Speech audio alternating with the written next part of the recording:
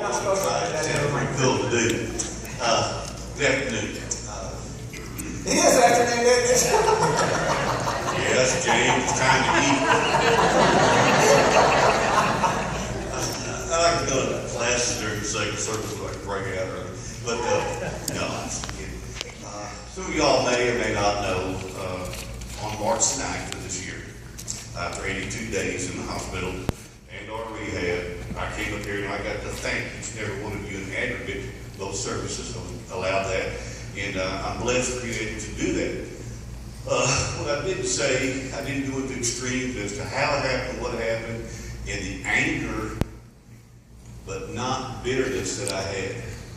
Simply because of a bunch of you folks right here, a bunch of the prayers that went up for me. I had prayers coming to me through emails from Saskatchewan, Canada, from Venezuela.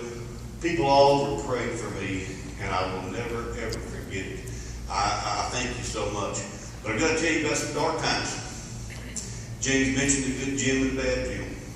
There was some bad Jim. There was some anger. I can stand here in front of you right now and tell you as a Christian, that not one time, to the best of my knowledge, did I ever say, poor me or why me.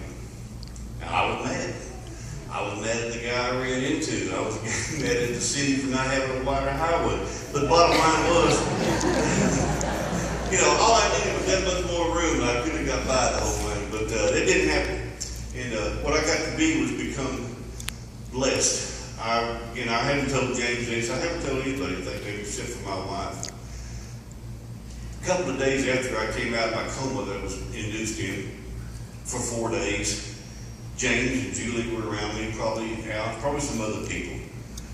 But I remember when the room cleared, I asked James, and with all the sincerity that I could muster up at that particular time, I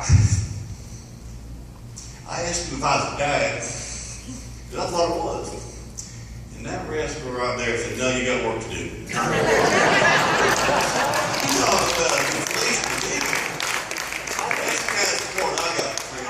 think he asked that question because he's heard me say so many times of years, you don't want to be sick enough for me to have to visit you in the hospital. That's what he did. He said, no, I'm usually the last person people see, but you're an elected exception in your case.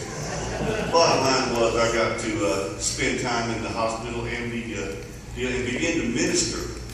I was given the opportunity to minister to nurses' aides, to other patients, people that came around. It wasn't because Jim was being good, Jim. It just came out. It just happened. God put me in a place where people who were in turmoil, in trouble, came to me because I was just kind of drawn, and I let them know, and I shared Christ with them. I don't know how many people we did that for. I say Julie and I did. Some of y'all were there when we got to minister and pray with people. And I thought after the whole deal, this is what it's all about right here. This is what God Jesus commanded. Go out and share the gospel with one another. I got to tell people about Jesus. I got to tell them about salvation and grace. That it was free. All you had, I didn't earn it. I earned it. I deserve probably going to hell, but I'm not going to. Because of the Savior of Jesus. I guarantee where I'll be. And most of y'all will be, I hope. I had three through the 5 cards of notes to get out a while ago, and I didn't see either one of them a while ago during the first service. I'm not going to now. But there were several things in my mind that came up, and I'm not going to discuss them all.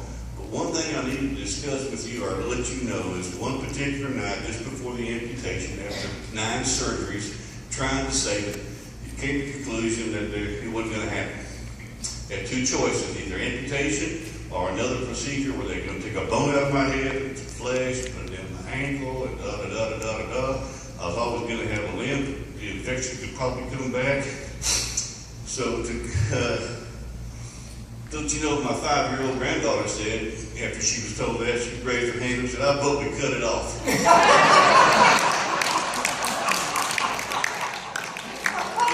son was trying to be very analytical and explain all this to her. Such But the night before that was the night that I was visited. I was shared with the Spurlocks and some other people. Satan paid me a visit. I know that sounds hokey. But I'm going to tell you something. I had so many things going through my mind as to what to do, what to have the doctors to do. And without trying to sound like a religious fanatic, I am kind of not religious, I have a relationship. But that night I saw on the wall in front of me, laughing at me in bright black letters on a red background, amputation, ha ha ha, you're out of here. Now, this was all a dream. But it came to me, it was as real as it could be.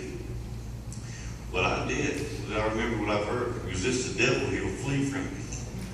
I told that devil to go right back to hell where he belonged. There was no room in this heart for anybody like that. It's not going to happen because what people here has taught me that I remember Jeremiah 33:3. I call it God's phone number. It says, call unto me and I will answer you, and I will show you great and mighty things which you do not know. And that just resonated in my head over and over and over. There was a plan for me. Laura just handed me a text on her phone yesterday during Troy and Kelly's wedding, which was very moving. The day that I gave that testimony, I believe Lancey videoed it and put it on YouTube. I didn't know that. She had a message to me yesterday, or to her, wanting to know if they could contact the guy who gave that testimony on March the 9th, and named it by name, because I used my name, and he said he needed to talk to me very bad. The area code is not from around here. I don't know who it is, but I can tell you right now, I'll be calling him and talking to him. But that's how the word is spread through each and every one of us. We have the opportunity to share Christ, to share faith, to share how bad I was. Bad Jim was there a lot of times, but good Jim prevailed because of people like you.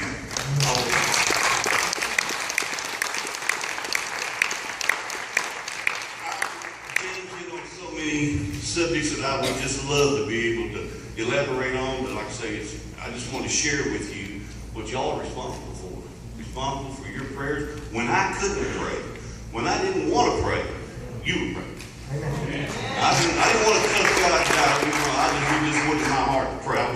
But I didn't say, poor me or why me. I talked to Glenn Thompson, another good brother, ain't here someplace.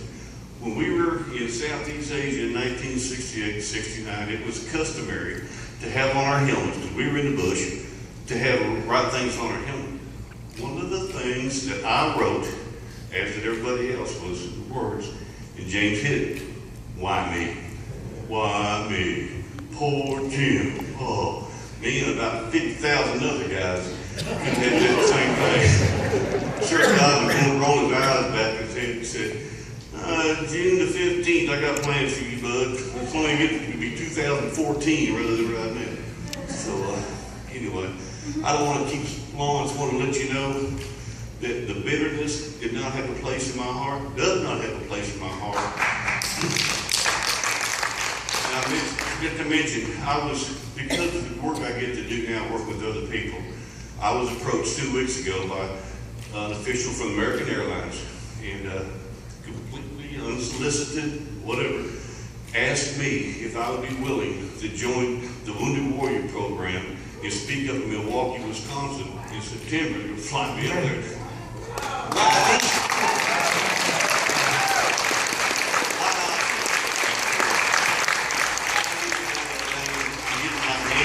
The music starts playing, you've been talking too long. I can go on, but praise God, and thank you for being you. Thank you for being the leaders that y'all are.